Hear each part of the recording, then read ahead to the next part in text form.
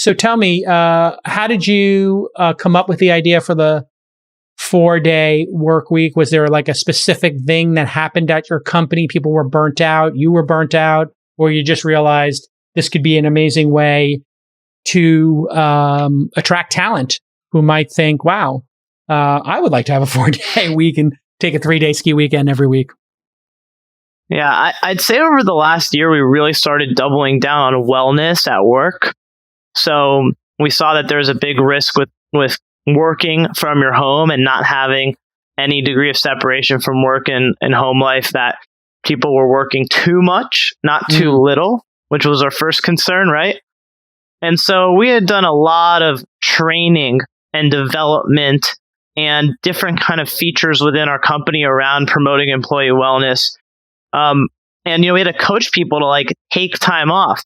And then one day we kind of asked the question, well, instead of coaching, why don't we just institutionalize more time off?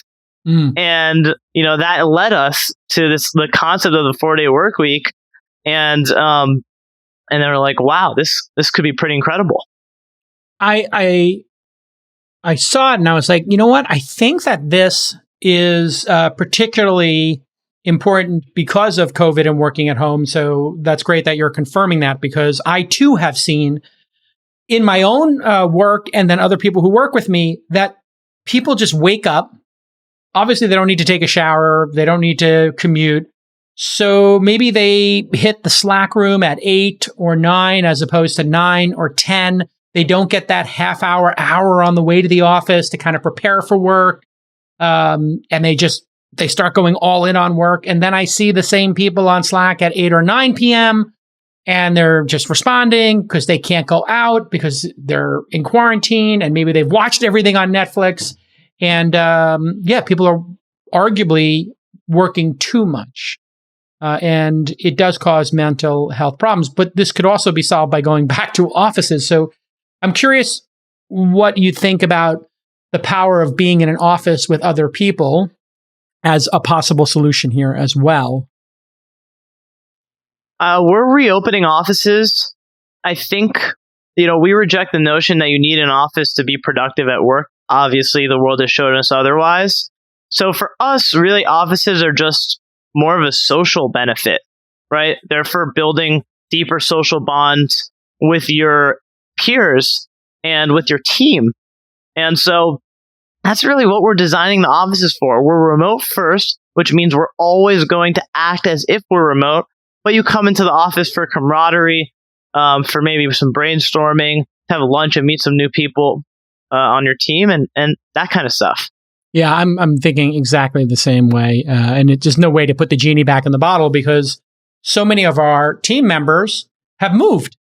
And so it would be impossible to ask them to start commuting. So you'd basically have to throw the gauntlet down and say, okay, move back to the Bay Area within, a 45-minute commute of the office and, get on BART or get on Caltrain. And it's just not realistic to then lose some of your best team members who decided they would move to buy a home somewhere where it's affordable. So I think that's the only way to go forward is to do retreats maybe. Are you thinking about bringing people in, like flying them in quarterly, monthly? Have you thought about that cadence? We're thinking about, we think retreats and offsites are a big opportunity. You put a lot of intention into doing it well. They can be extremely rewarding.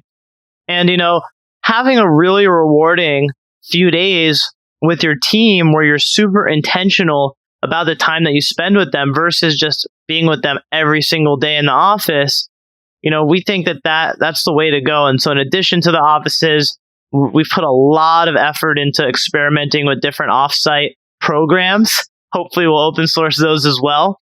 I think the broader point here is that we're rejecting this notion that, any of the input metrics in terms of the work you do matter more than the output.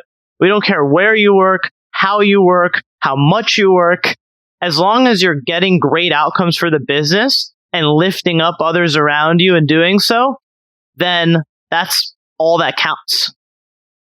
Which day of the week are you officially off? We're officially off on Fridays. I had a feeling that would be the most logical.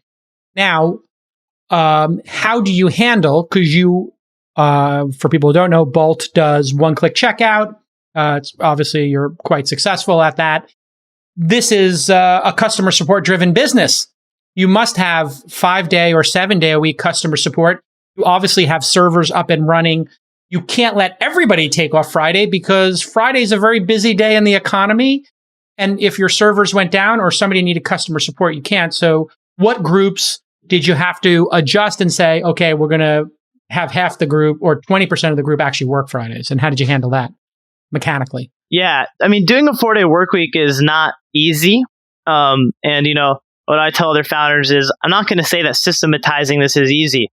Like there's, you have to do hard work thinking about all these different edge cases. And so we have, 4 days, like our support teams or service teams are on call. They're working 4 days those weeks, but, we're shifting. Some will work Fridays, but maybe they'll get their Mondays off. And so there's some mechanics to operationalizing this, but we have a lot of smart people and we were able to figure it out. And that seems like an obvious one. You just have to. Do you do full-time support on the weekends too? Do you have weekend customer support, or does your business just say call us Monday? Yeah, we have weekend priority 1 level customer support. So we do have to do some weekend rotations as well. Perfect. Yeah. And anybody who has a business does that. And it's fairly easy to make those schedules, and people just pick a couple of weekends a year that they will come in and make that sacrifice and then take a Monday or Tuesday off. Pretty easy to do. So I guess the next piece mechanically that I wanted to talk about was, does that mean you took everybody's vacation days, holidays, and pulled those back 20% so that the number of days off is not massively more than the work week? We left all those in untouched, but we get some natural discounting because there are a bunch of Fridays off anyway, right? And so, you get some natural discounting there. And then I believe the way we did it was if there's a Monday off for a holiday in that week, then it's still a 4-day week. We still just do Fridays. So it's not like we're taking, 52 weeks in the year. It's not like we're taking 52 days out of our team. It's more like 30. That's not the exact number, but so it's definitely a big reduction, but it's not a full 52.